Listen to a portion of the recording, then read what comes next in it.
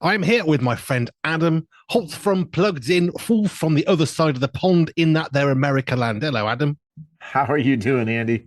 Do you know I'm in fine fettle? It's the only You're in phrase fine fettle. I can't think of a better phrase. I really can't. I Life like is that. life I is like good, that. positive, great friends, great family, great supporters. It's just magazines coming out tomorrow. Everything is making me feel happy. That's so good. And I think it's a great reminder. Obviously, we get together, we talk about movies, we talk about music, we talk about popular culture and its influence on us. But one of the popular cultural influences that unless you're super disciplined, gets to all of us is all of the images and advertising and stuff that we see on the internet, social media. And we've seen over the last 12 or 13 years, people's mental health has gone off a cliff, right? And the speculation is at least part of that. There are a number of reasons potentially, but one of them is that when we compare our lives to other people's on social media, we typically end up on the short end of the proverbial stick, right? Other people's lives often look better than ours. And I think part of the solution is to, do the adult and mature thing and just limit your social media exposure. That would be at the most basic. But I think related to what you're saying, it prompted this thought. Um, Boy, just being thankful, taking time each day to express gratitude to God for the good stuff, that sets our perspective. And the world, and especially the entertainment world, is constantly telling us we're lacking something. Yep. And maybe we lack an experience, maybe we feel like we lack looks or youth or whatever. And then it says, come over here, either buy this or watch this, and I'll make you happy or I'll give you an escape. And it's okay to enjoy a good escapist movie every now and then. That's not bad. But, Hollywood, and especially I think those who are doing social media, they catch us coming and going, right? They know how to I don't want to sound like um, a conspiracy theorist, but they know how to make us feel bad about ourselves so that it pushes us toward whatever it is they're selling. And so you just saying that prompted all of those thoughts, right? We didn't script this or rehearse this. This is an organic conversation. Always is. So important to just take some time and thank God for the good stuff in your life because it reframes your perspective. Yep. Yesterday we hadn't got any power. Now I run a radio station that's digital. We run a digital magazine and a printed one. So digital is my world, which means electricity. With a planned power cut yesterday, what do? We played Monopoly for the day, which was Yeah. brilliant fun. We did a bit of gardening. We got to the evening. What we're going to do? The power's back on now. We watched a film together. I Yeah. didn't miss a lack of digital engagement, but I said this just Uh-huh. before we got on air. We watched Avengers Endgame, Yeah. which, if you've not seen this film, I won't give you any spoilers because it's new enough. I think it's fair not to do that yet. But Yeah. my word, the number of plot lines and stories. And there's one scene at the end. I don't know if you remember this one. There's one scene right towards the end of the film, almost the last moment, where you've got a massive collection of Avengers and all Yeah. sorts of people, Guardians of Yep. the Galaxy, all on one thing. All I could think was that a real shot? Was it CGI? Or did they actually Right. get everybody on that little bit of grass? Because my word, there are a few celebrities on that little bit of grass. Boy, that is exactly right. And Marvel's been trying to get all of that back together ever since because, if you're a Marvel fan, really Endgame was the conclusion of an ongoing, story arc that they haven't really recaptured that magic since then. I mean, there are glimpses of it, and next week, or actually, it's a little bit. I think it's the end of this month. We've got Fantastic Four, the first steps. Right? They keep trying to recapture that magic. We'll see if they can get it done. I'm skeptical. I think that bottling magic cinematically is tricky business. And you and I have talked a lot. I can't remember if I've ever told you this. I took a screenwriting class a number of years ago, and the teacher said if Hollywood knew how to make a hit movie, they would make one every time. I thought, wow. That is profound. That's deep. That's actually very, very deep. I had a thought earlier on which ties into this. I was talking about value and worth, which is interesting. Of the idea earlier of the sort of the roundabout of comparison. We're never ever going to catch a person. We're just spinning around in a circle. Get off the comparison roundabout. But I was thinking about our value, and I was thought about somebody who's in a job where they're just moving data from one column to another. I think this job is pointless and value. I have no value in this company. And what I was saying was this: if you're getting paid to do that, somebody somewhere thinks that's valuable, and companies don't go out of their way to spend money they don't have to.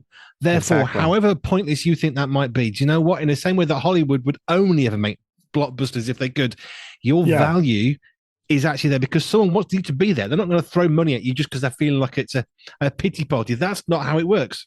No, that's exactly right. And I think I once heard somebody say, and I've returned to this thought over and over, and now you and I are just sort of philosophizing, that God is less concerned with what you're doing than how you're doing it. Amen. And I think we spend a lot of time and sometimes a lot of emotional energy, and I think rightly so to an extent, wanting to make sure that we're in God's will, that we're doing what he wants us to do. And that's good. I don't want to minimize that.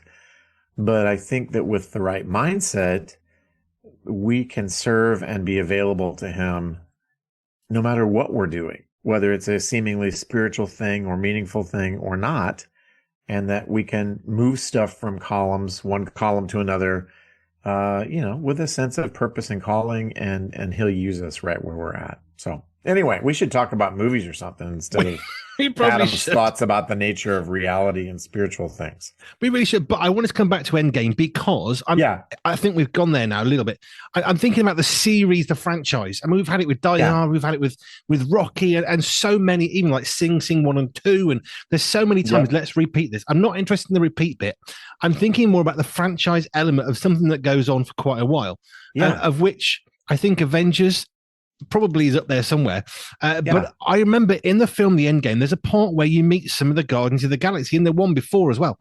And I remember feeling happier when the music switched from the Avengers cinematic masterpieces to Happy Earth songs, let's call it that, and when the Guardians of the Galaxy. And I thought, we all smiled and thought, oh, we've missed this from the Avengers. And now because they put the two together, I'm thinking, well, this is like the best of both worlds. We've got the really good stuff for the Avengers, which I think I prefer as a film franchise, and the awesome music from Guardians of the Galaxy blended together. Yeah. Personally, I don't think it gets much better at the moment. Well, I think that's exactly right. And this is another sort of side journey into an obscure topic.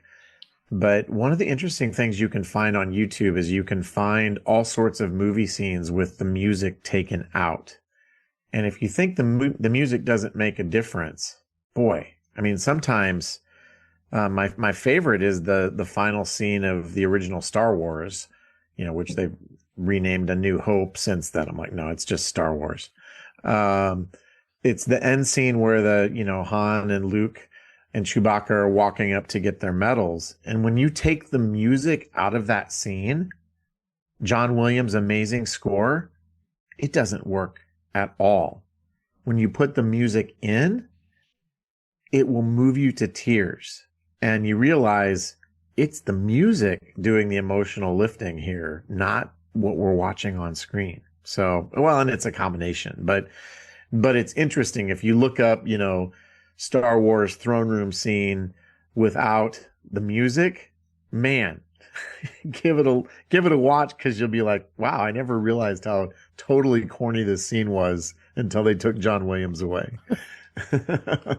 I think this is a really interesting interview this time, because we're looking so much more at not just a film or a music, but actually when you talk about music, that emotional connection that we have that wouldn't be there without the music means that we can be fed all sorts of stuff. Getting a little bit conspiracy theorist, I suppose you could label it that way, but actually it's not. It's called commerce. Did I mention this to you? I watched Harrison Ford. People said, how do you do those silly things on screen without laughing? And he said, it's called commerce. If I do that, I get paid, which I thought was a really good, honest answer. But this is the thing about why we need these interviews and what you're doing at Plugged In. because films are speaking to us. They can get your data. Facebook isn't free. You're paying for it Right. with your data. We know that. That's not news. Instagram, it doesn't matter. X, anything, they're harvesting your data. That's why it's free. Right. But Right. then you think about films and you think about the emotional elements. They're able to put all sorts of messages in there, which then you accept because you're emotionally connected to a scene. I was shedding a tear as Yeah. something happened. I'm not going to say what at the end of Endgame, and I cried a bit because it was emotional about Yeah. this fictitious character who doesn't exist, dying in a world that doesn't Right. exist, and yet it Right. can. And as a result of that, there's all sorts of messages that are very Right. easy to transmit, which is the whole point of Plugged In. No, that's right. We want to help you really think about movies and think about not only movies, but entertainment across the board, whether that's music, TV, video games, books, YouTube channels, technology, because there is a constant um, invitation to experience a story, to experience ideas, to experience images that shape the way we think. And every bit of that, every bit of it has a worldview. It's all created from somebody that has a point of view somewhere in reality, right? And sometimes that worldview lines up with mine, especially if it's created by people who are of the faith. Other times it's diametrically opposed, and sometimes and more, maybe most usually, it's a little bit of both, right? There's some good stuff and some bad stuff, and we have to make a judgment call.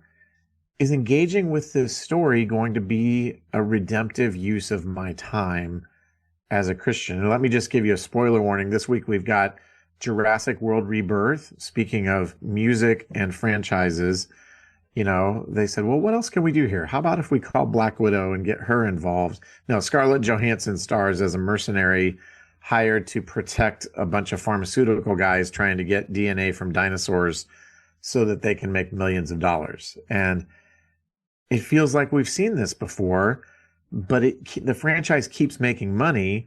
And as long as we keep buying tickets, they're going to keep making those movies. And frankly, the best thing about that movie is, again, John Williams' score, right? Da, da, da, da, da, da. I'll stop singing because nobody pays me to sing.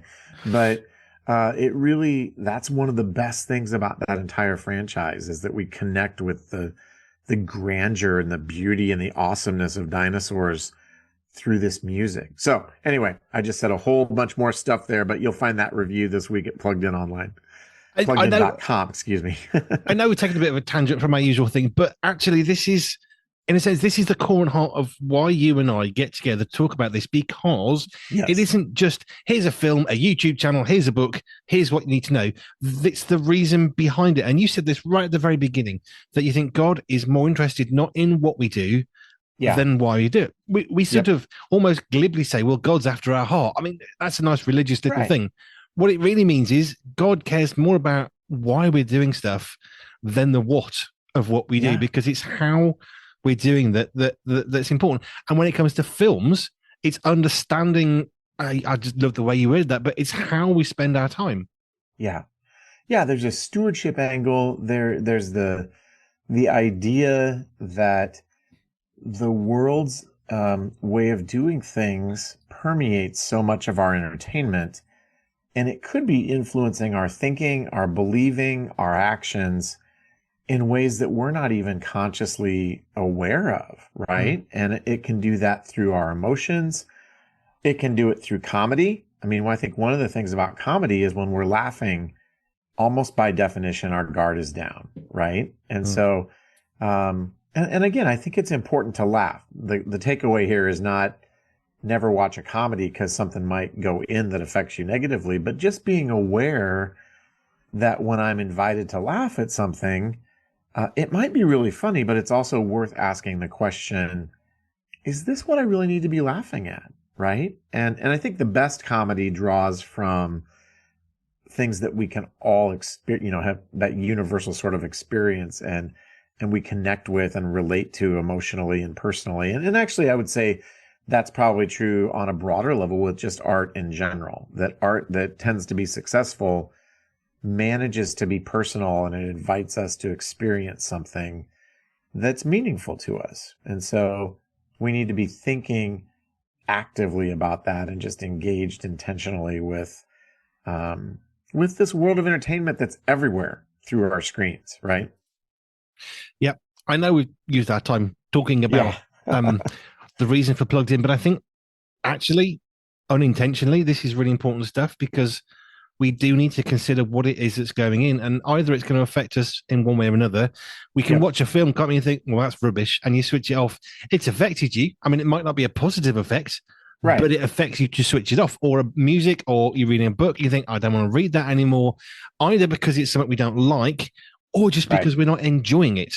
Yep. But I think you hit up on a really important point that when we're laughing, our guard is down. As I say, don't not watch comedies. Comedy's good. I love crying to the point my stomach hurts with laughter is a good thing.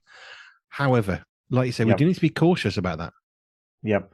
Yeah. So, I mean, I think it Plugged In, if you haven't picked this up in this conversation and others, we just want to be a catalyst for sparking that intentionality, right? That we are approaching the way we interact with screens and this thing we call content and entertainment, not from just a passive, mindless zombie consumption mode, but why am I watching this? What is it about it that is engaging to me? Why do I want to watch it? How might it be influencing me? And, is this something that is a fruitful use of my time that, that God says, yeah, you can enjoy that? Or maybe do we just need to say, yeah, you know what? For whatever reason, maybe it's the content, maybe it's just a waste of time. It's not fruitful. And there are better things that he might have us do with what little time we have available to us. Amen to that. Let's get at least one proper review in. I know you're sort of most getting you've got a little bit of dinosaurs in there and whatever, but just give us something else of why we're doing this. Well, I'm going to give an interesting one that has a British tinged flavor to it. Okay. At least in the United States this week, the 1984 movie This Is Spinal Tap is being re-released in theaters. I don't know if it's some kind of anniversary. It's not an anniversary because it came out in 1984. But this is a story about a British band, and it's a mockumentary, meaning it's in documentary style, but it's the Babylon Bee. It's the Onion version. And it really effectively just skewers the late 70s, early 80s kind of vibe. And we like to go back and capture those reviews of older movies when they kind of pop up in culture again. And this is a great one in terms of talking about comedy because there are catchphrases from this movie that are in our common parlance that we may not even know it came from this. So one of those is, you've probably heard the phrase, these go to 11, or this one goes to 11. That's from Spinal Tap. So we talk about that, and there's a fair bit of language and content here too. And just, again, sometimes we may have seen something as a teenager and you say, hey, let's watch that. And then you realize, oh, wow, that's rated R. And here's why it's rated R. And it's not the worst, adult R-rated content I've ever seen by a long ways, but there's plenty of language here too. So you can check out our full review of This Is Spinal Tap from 1984. Turn it up to 11 as we finish. We have that on our show. Family Focus from 5:30. We have Turn It Up to 11. Tunes with a beat to get you going. We actually from the inspiration of Spinal Tap. There you go. Right, Adam, pluggedin.com. Thank you. Yep. And next week we'll get back to some more specific reviews. Yes, we will do it. We'll have lots to talk about. Always enjoy talking with you, Andy. Thank you so much. Take care, mate. Bye. Bye.